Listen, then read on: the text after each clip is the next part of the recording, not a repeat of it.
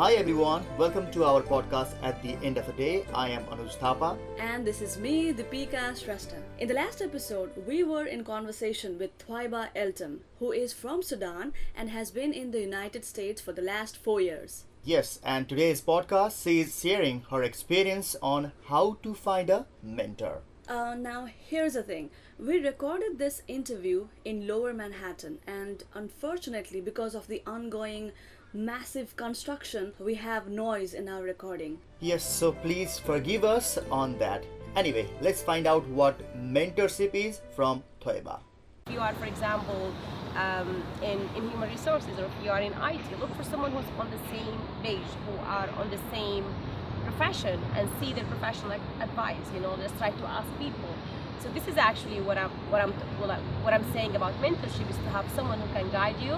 But for someone who are new to the US, how can they find someone who can guide them? Yeah.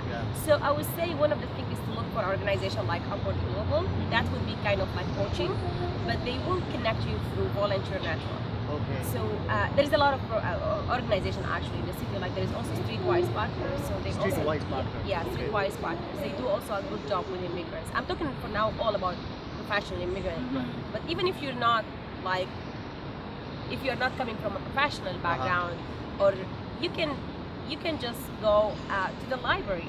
Yes. And ask if there is volunteers for coming here, and you want to they will help you with resources. I'm always advising people just to go to the library, because this is where you can get a lot of the library resources. is like a great place to go. Yes. So for professional, I would say Streetwise Partner, Upward Global. This is the organization where you can actually find a good fit for that. Even if you have a high school degree and you're looking for starting your school, some of organizations are okay with that. So just try to go and navigate these options. And then when you find those people, they will tell you this is the type of the job that's available here. What is your capacity? What is your interest?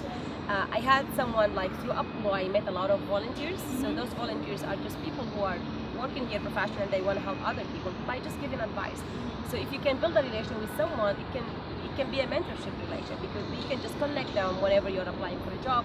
You can share with them. You can get their consultation. So there is a lot of volunteers who can help, and I was lucky actually get that type of help through the volunteers network. Sorry to interrupt you, Thwiba. So I would just like to stress the names of these organizations that you have just mentioned. Yeah. So one is English Speaking Union, where you can learn English language classes. For Yes. free. Yeah, for free. Yeah. And then the other organizations that can help you professionally is Streetwise Partners. Yes. And then Upwardly Global, Yes. right? And these are the organizations all based in New York. Like we are in New York Yeah. right now, so we are talking about New York, basically New York City, right? Yes, yes. And now my next question to you is, because you have been stressing a lot about the importance of finding a mentor, finding someone who can guide you professionally. Okay, so we approached these organizations, we found a mentor, but for example, I come from Nepal. One kind of confusion or one kind of dilemma that I have is, should I continuously write email to my mentor, to someone who can guide me or Yeah. not? Would I be irritating him if I keep writing to him now and again? Yeah, that's a very good point. So there are two things here. There is the connection that you want to make, and for you to decide that someone is your mentor, it has to be a mutual understanding. Okay. So, but there is an easy way. So you don't need to have a mentor it's a long-term thing, that's someone who can guide you. But you can have just what we call informational interview.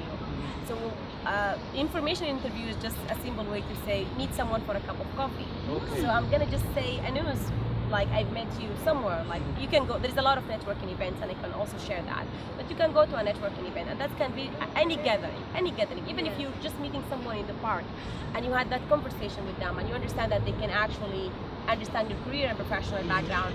So you can ask them, can I meet you for a coffee? Can I have that? So you can get an access for such type of connection through organization, Right. through the library, but always ask for, can I have a cup of coffee? Can I have a cup of coffee? Yeah, with you, can we just would it be would you be available for some time?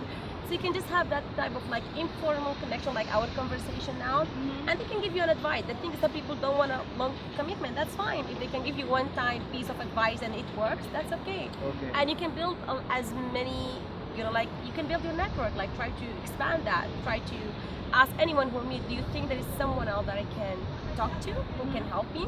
So they might connect you with their friends or a friends of friends and their spouse. So this is how it works. This is how we can build a network. Do you also prepare some kind of questions, or how do you prepare for meeting over coffee? So the thing is that you have to make it short, sweet, okay?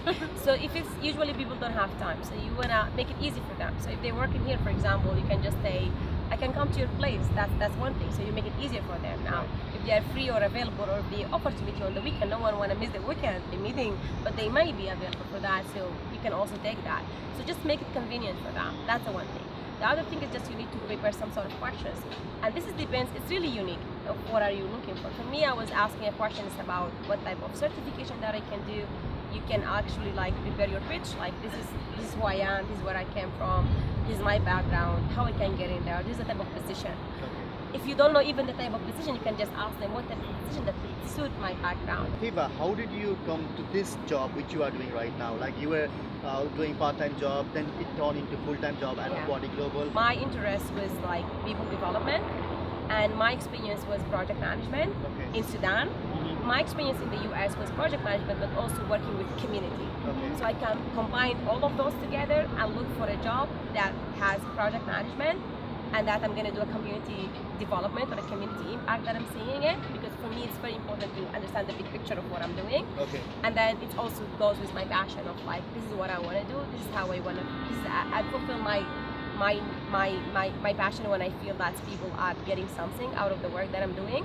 So this is how I look for the job. So when you look into that, when you look into a job description, don't only see the task and responsibilities, see how are you fitting into that. And then when you find that fit, it doesn't mean it would always work. I remember before I applied before Upload, I sent over 100 applications. 100 applications? Over 100. Over 100 applications. Yeah, I don't want to even count that. I don't remember. But I'm saying like even people who are from here are really struggling on finding a job. So it's okay to find and apply and reapply. But you have to, every time you need to have your lesson learned. What did I learn from that job interview? What did I learn from that job application? And if you're not hearing back, that's okay. That's fine. I have been on that situation before many times. But when you start hearing, that means you are on the right track. And this is actually very important, because when I moved in here, I was looking for only HR, human resources, and it wasn't convenient. But when I was looking for that kind of the triangle I just described, your skills, your interest, people are start responding to me, because when you actually have an interest, and when you can actually reflect that in your application. An application is simply your resume and your cover letter.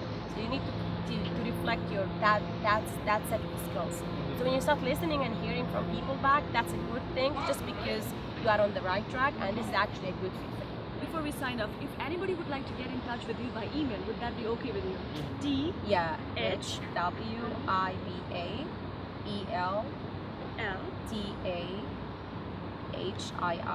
and that's my middle name actually. At Gmail. At Gmail. Yes. And make sure you write at the end of the day on your subject title, so that she understands. Yes. Where these emails are coming from. If any comes. Until next time, keep commenting us and keep giving us feedback on our podcast. Until next time, bye-bye. Bye. Thank you.